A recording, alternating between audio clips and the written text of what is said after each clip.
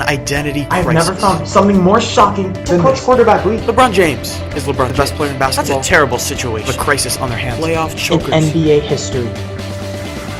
Welcome back to the Into Sports podcast. I'm your host, Evan, and today we got some very hot topics. We got breaking news, 2 NFL segments, 2 NBA segments, and let's start with that breaking news. Kenny Atkinson and the Brooklyn Nets agree to part ways. This is not a big deal with the Kenny Atkinson. I think he'll find a nice job elsewhere, but this really tells me more about someone else on that Brooklyn Nets roster. So let's talk about it. Last year, Kenny Atkinson was a Coach of the Year candidate. Last year, the Brooklyn Nets had a better record than they're on track for this year. Last year, the Brooklyn Nets had a great culture, they played very hard, and they were very well coached. And this offseason, they added Kyrie Irving. Now, they're underperforming, and they fired their coach when they added Kyrie Irving.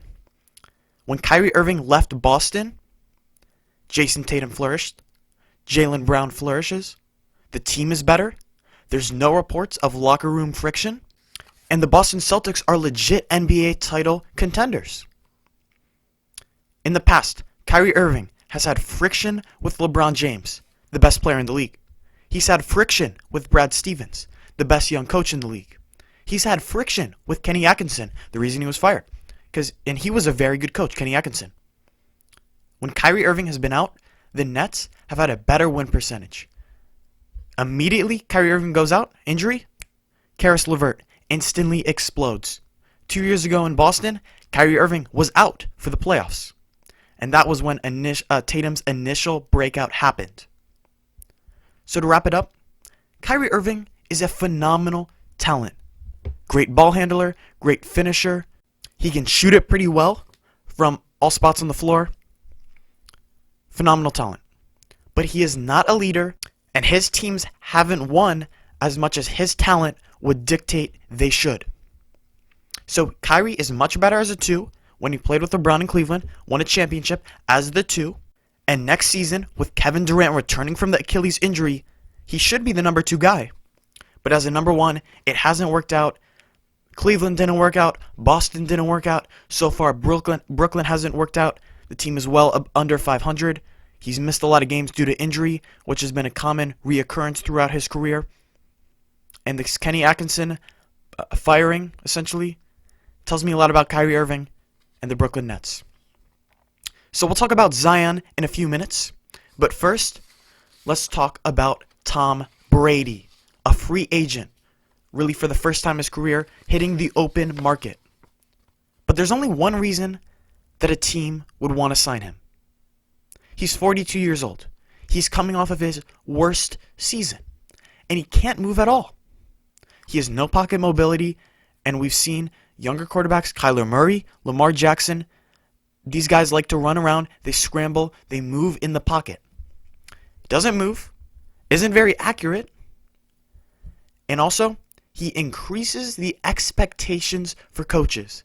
Let's take Anthony Lynn of the Los Angeles Chargers. He's a guy, his job is not entirely safe. He has to put up a very good record next year, potentially make the playoffs, to keep his job. If he doesn't make the playoffs, and Brady signed with the Chargers, and they didn't have a very good record, this is what we'd be hearing. Anthony Lynn can't even win with Tom Brady. Look at what Belichick did with Brady compared to what Anthony Lynn did with Brady. The coaches are not clamoring for Tom Brady. The owners are. Owners are the ones driving the Tom Brady rumors. Let's look at the possible destinations for Tom Brady. The Tennessee Titans, which I think is the second most likely outside of New England. Ryan Tannehill just had the 4th highest passer rating in NFL history. He had a great season, and I know he didn't throw it a lot during the playoffs, but when he threw it, he was very efficient. Ryan Tannehill went to Tom Brady's house, Foxborough, and beat him in the playoffs. Ryan Tannehill is a lot younger than Tom Brady. Upward trajectory for Ryan Tannehill. Downward trajectory for Tom Brady. And Ryan Tannehill is a much better athlete than Tom Brady. Tannehill played wide receiver in college. 49ers, Another rumored destination, although I don't think it will happen. Jimmy Garoppolo has an advantage in mobility, which is crucial to the Kyle Shanahan offense. Bootlegs, moving around in the pocket, key part of the Shanahan offense. Garoppolo wins in the age, significantly younger. And the trajectory, Brady, downward. Garoppolo, upward. Because he started less games than Baker Mayfield, who was only in his second year. Garoppolo just went 13-3 and made the Super Bowl with his 49ers team. Very successful season. I'd say that's a success. Making the Super Bowl? Yeah. And the 49ers are still very young. Most of their guys, especially on defense, Bosa, Buckner, I know Sherman's a little bit of an old guy, but the weapons on offense, Deebo Samuel, Young. This is a young football team, and they're going to have more than 1 year of contending for a Super Bowl, for a deep run in the playoff. So it's not just 1 year or bust like Tom Brady. He's only going to be there for 1 year. 1 year deal. He'll be turning 43 next season. I don't think he's going to play till he's 44. So Brady has 1 year left in the tank. Garoppolo has 8, 9, 10 good years left in the tank. And the 49ers, the young roster, would dictate that you want a guy that has multiple years left in the tank. What about the Oakland Raiders? Well, Derek Carr just completed 70% of his passes. They won 7-9. It was a pretty good season. Derek Carr is a lot younger, and the Raiders wouldn't even make sense for Tom Brady. They're not in the championship window. Does Tom Brady want to go there somewhere and maybe be 8-8? No, he wants to win a championship next year. That's why he's going to return. Raiders don't make sense at all. They're a rebuild team. Now the Los Angeles Chargers. Brady, like we talked about, very immobile. And he'd play behind a bad offensive line the Chargers have. We saw how that worked out last year with Phillip Rivers. Not very well. If I'm the Chargers, I'd much rather have the young quarterback with a 6th pick in the draft, maybe a Herbert, maybe a Jordan Love, guys we'll talk about later. I'd rather have them for the next 8 years than 1 year with Tom Brady, where you're maybe going to go 10-6 at best. So the owners, Mark Davis of the Raiders, Dean Spanos of the Chargers, those are the guys that want to sell 1 trillion Tom Brady jerseys. They want to create max interest in their new cities that they're moving to, and they want to sell out their new stadiums. Not the coaches. They don't want that increased expectations. They don't want a 1 year rental. They want to develop a young guy, which typically gives coaches more room for error within the organization to keep their job. The owners want Tom Brady. The coaches are not clamoring for him. Now, before I tell you why this surprise quarterback in the NFL draft will be more successful than Joe Burrow, this is going to be a surprise considering I love Joe Burrow, let me talk to you about Zion Williamson. I have zero concerns with Zion. Here's what people are saying about Zion Williamson. Not in shape. Well, he couldn't practice for 6 months. What did you really expect? He can't shoot. He's only 19 years old. LeBron couldn't shoot it until his mid-20s. And he's the best player in the league. But he's too heavy. He's 280 or something. That's why nobody can stop him. Nobody has that combination of weight and athleticism near the rim. That's why he's unstoppable, because of his weight and athletic prowess. Now, 8 months ago, Zion was in the NBA draft. They call kids in the draft prospects. Of course he's not perfectly refined, because 8 months ago, he was considered a prospect. We look at what gets these guys drafted high up in the draft. NFL, Justin Herbert. He was wildly inconsistent, but teams still think he has big upside, and that's why he's going to go in the top 10. Jordan Love, Utah State. Most interceptions in college football. He made a lot of great throws, but he flashed upside. That's why he's probably a top 20 pick. Pat Mahomes, coming out of college, Texas Tech. Very up and down. A lot of miscues, bad throws, interceptions. But he made the great throws, and he showed the upside. With Zion Williamson, watch him for 5 seconds, and you know he has nuclear upside. He's only played 15 games or so. No one is going to be perfectly refined within 15 games. He also only played 1 year at Duke. Not enough time to be perfectly refined. Don't overthink the truly great talents like Zion Williamson. The upside is there. All the little issues will work themselves out. Zion will be an MVP type guy in a few years. Let's wrap it up with some NFL draft talk. Because I think Joe Burrow, although I think he's the best college quarterback I've ever scouted, I don't think he'll have the most success out of the NFL draft QBs. The NFL GMs are not stupid. In the 2018 draft, number 1, out of the quarterbacks, Baker Mayfield. 3rd pick overall, Darnold, Josh Allen, Josh Rosen, Lamar Jackson at 32, last pick of the first round. Those were the 5 first-round quarterbacks in the 2018 NFL draft. Which 2 guys have had the most success? Josh Allen and Lamar Jackson. The guys who went 3rd and 5th, respectively, out of the quarterbacks in the 2018 draft. But who were the first 2 picks? Baker Mayfield and Sam Darnold. They went 1st and 3rd. The Jets and the Browns aren't stupid for picking Baker Mayfield and Sam Darnold 1st and 3rd. But Baker Mayfield went to the worst organization in the NFL. Dysfunction written all over it in Cleveland. Sam Darnold went to the Jets, who are wildly dysfunctional. While Josh Allen got to go to Buffalo with a smart GM, a good young head coach, and an excellent defense. Lamar Jackson went to a Super Bowl winning head coach in John Harbaugh, a Hall of Fame GM in Ozzie Newsome, and a top 5 defense with the Baltimore Ravens. The Browns didn't whiff on Mayfield. Jets didn't whiff on Darnold. They're just not put in a position to succeed. Rosen wasn't even put in a position to succeed in Arizona. Josh Allen, Lamar Jackson, immediate success in the NFL. They landed in great situations. Is that a coincidence? I think not. 2016.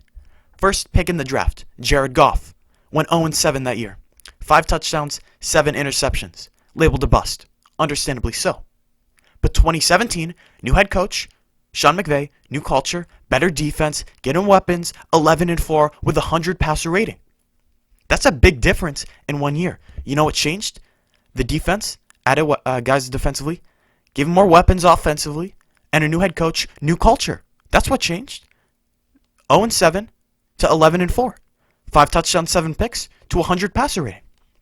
And then in 2018, year 2 with McVay, where there's stability in the organization, stability that a Cleveland or a Jets don't have. He went 13-3, and he went to the Super Bowl throwing nearly 300 yards per game. So Jared Goff was considered a bust. Then he was surrounded by a smart head coach. The defense improved, upgraded the weapons, and then he's in the Super Bowl, just like that. Pat Mahomes. Great quarterback, right? Well, he fell to 10 in the draft, coming out of Texas Tech. But he got Andy Reid, a smart, young GM, Brett Veach. He sat behind Alex Smith, which really helped his development. And I'm not denying his greatness. But if he was on the Jets, would he be as good with Robbie Anderson as his number 1 receiver and Quincy Enunwa and a bad offensive line? No.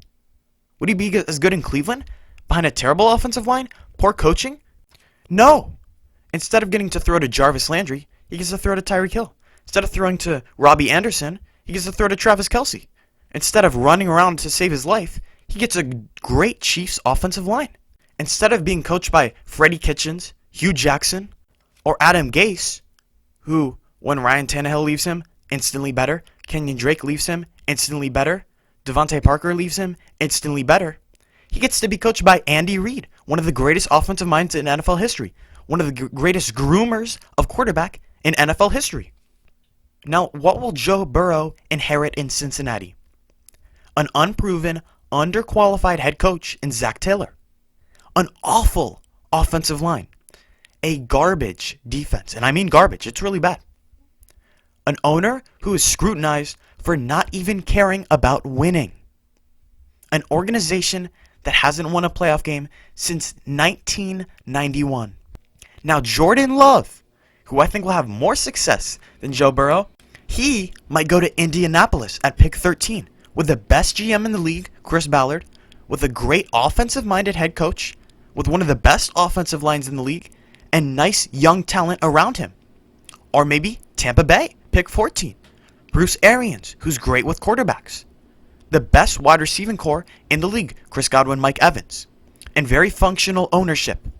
Or Jordan Love could slide in the draft and go to New England at pick 23 with the best coach in the league, potentially the best coach of all time, with a great offensive coordinator and Josh McDaniels, an elite defense as well, and great front office and ownership. Very functional organization, I'd say. 6 championships. Or he could go to New Orleans, my team, pick 24, with one of the best offensive coach, either Andy Reid or Sean Payton, in the league. Could sit behind Drew Brees for a year, with a great front office, Mickey Loomis, John Ireland, great talent evaluators, a top 5 offensive line in the league, and Michael Thomas to throw to. To me, that sounds like it beats throwing to Auden Tate and Tyler Boyd behind a bad offensive line with a crummy defense, an owner with questionable decision-making, questionable motives. So even though I love Joe Burrow, big fan of him, tremendous season last year at LSU, just throws that I don't see NFL people making. I don't think he's going to be the most successful quarterback. And we're going to look back at this draft, and we're going to say, wow, Jordan Love? Maybe a Jacob Eason? We had them, 3 or 4 on our boards? But in hindsight, they might be the best quarterbacks in the draft. And I know also Tua, I'm not ruling him out. Potentially pick 5 if he goes to Miami. That's a great destination, I think. The ownership isn't as good as maybe Tampa Bay or obviously New England, New Orleans. But Tua has a chance to be the guy. But I think Joe Burrow is going to be in a very difficult situation for the first 6 to 7 years of his career if he doesn't go to Cincinnati. And that's also why I think that refusing to go to Cincinnati at pick 1 is a very viable option for Joe Burrow. Only problem is, with the bad ownership, Mike Brown, I'm pretty sure he might just say, no, we're drafting you and you're staying here or you ain't playing. So if you agree with me, comment down below. If you disagree, also comment down below. Leave a like unless you disliked it, in which case you can leave a dislike. Feel free. Subscribe, I'd really appreciate that. We see the Into Sports social medias up on the screen. Maybe give them a follow, especially the Twitter. Been lacking over there in terms of the follower count. But I appreciate you if you listen to the end. Thank you so much for listening. I'm your host, Evan, and I'm out. Peace.